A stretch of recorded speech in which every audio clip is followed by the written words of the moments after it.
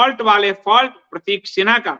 प्रतीक सिन्हा और मोहम्मद जुबैर सबसे बड़े जिहादी तत्व के रूप में सामने आते हैं, मीडिया का जिहादी तत्व, क्योंकि ये लोग फर्जी न्यूज फैलाते हैं और दावा करते हैं कि हम न्यूज को जस्टिफाई करते हैं, हम फेक न्यूज पकड़ते हैं।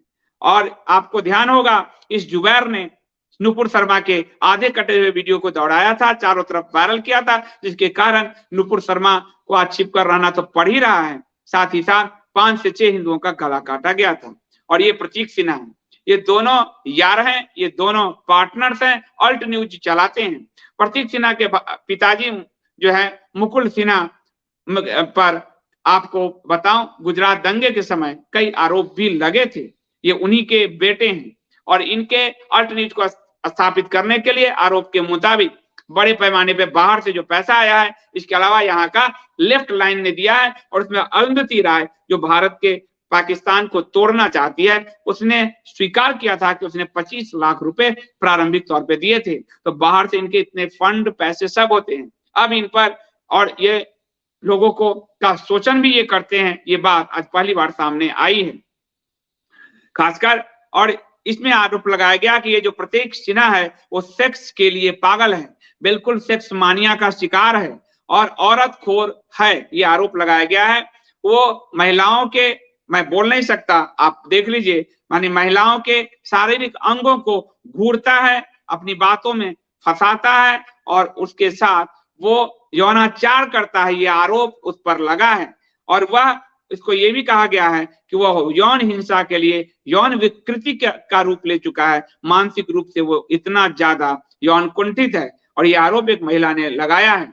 ये जो है आपको इस महिला के यौन उत्पीड़न की बात को लेकर जो है महिला ने कहा है कि जब मैं ये लगाऊंगी तो ये लोग कहेंगे दक्षिणपंथी है, आरोप लगा रहे हैं लेकिन ये बात सही है, उस महिला ने कहा। और इस महिला ने एक गुमनाम Instagram handle fight for just world से इसको पोस्ट किया था कि क्योंकि उसके खतरे उस पर हो सकते हैं। आप देख सकते हैं कि जुबैर ने नुपुर और कितने हिंदुओं की जान को कैसे खतरे में डाला है, ये बड़े। और इस जुबैर को कसने की जगह अमित शाह की दिल्ली पुलिस ने क्लीन चिट दिया कोर्ट में, इसलिए इनके दिमाग इतने खराब हो चुके हैं। हिंदू देवी देवताओं पे अभद्र टिप्पणियां ये करता है, फिर भी कार्रवाई नहीं होती। और तिहाड़ जेल में जब रखा गया तो अमित शाह की पुलिस ने इसको दामाद की तरह ट्रीट किया, ये खुद इसने आकर आके बताया था।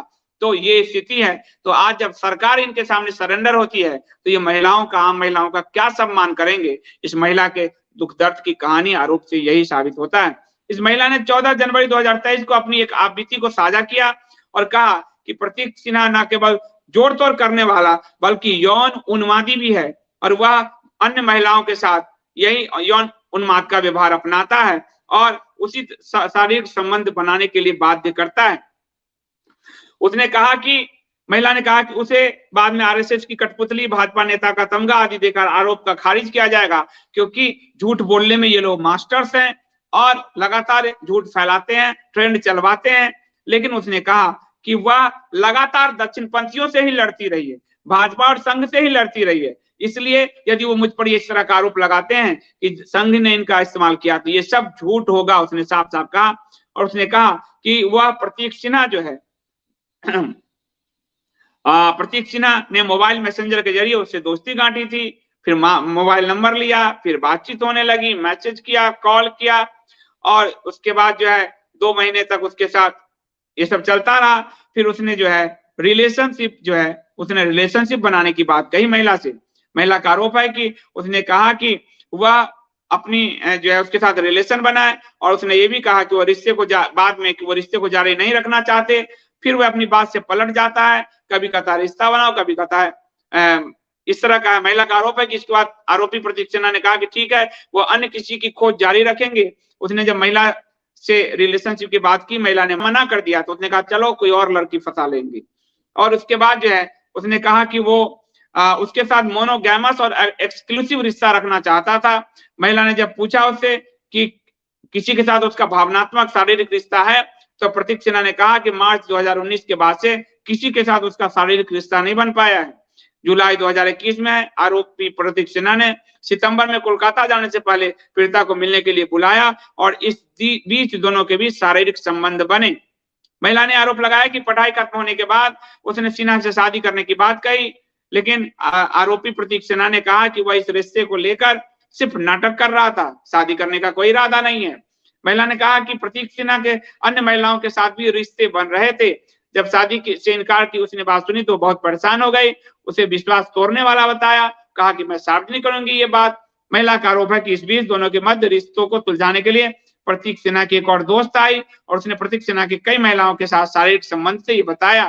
महिला ने कहा कि उस दोस्त से पता चला कि वह सिर्फ गंभीर रिश्तों के बारे में नाटक करता है, बिस्तर पर एक महिला को पाने के लिए झूठ बोलता है, यही उसकी कार्य प्रणाली है। महिला ने जोर देकर कहा कि उसकी प्रतीक सिन्हा सेक्स मैनियाक है, सेक्स का बीमार है, वो सेक्स के लिए बेताब रहता है, महिलाओं को अपने बिस्तर पर लाने के लिए किसी भी हद तक झूठ बोलता है, वो महिलाओं को रात में वीडियो कॉल करके दबाव बनाता है। महिला ने प्रतीक सिन्हा को महिलाओं के शरीर को घूरने वाला, उसने अंग भी बताया, मैं नहीं बोल सकता, घूरने वाला बताया आरोप के मुताबिक, जो सिर्फ महिला अधिकारों का दिखावा लेकिन करता है। बाहर ये लोग महिला अधिकार का दिखावा करते हैं और अंदर यौन कुंठा करते हैं और महिलाओं को एक सिर्फ भोग और शरीर के वस्तु समझते हैं। इस महिला का आरोप है। बात इतनी नहीं होती है, पूरे अगर आप लेफ्ट गैंग को देखेंगे तो महिलाओं के साथ यही हरकत करते हैं। महिला आजादी के नाम पर महिला उन्मुक्तता और उसके साथ खुला उन्मुक्त सेक्स संबंध को लेकर जो पूरा लेफ्ट बिरादरी कुंठित है इसी को लेकर, वो महिला को कहता है कि तुम पैट्रियार्कल सोसाइटी को तोड़ो, एक विवाह में क्या रहना, और फिर वो खुलकर यौन उन्मुक्तता का आचरण करता है। ये जो है आपको पूरे लेफ्ट बिरादरी का ये रवैया है।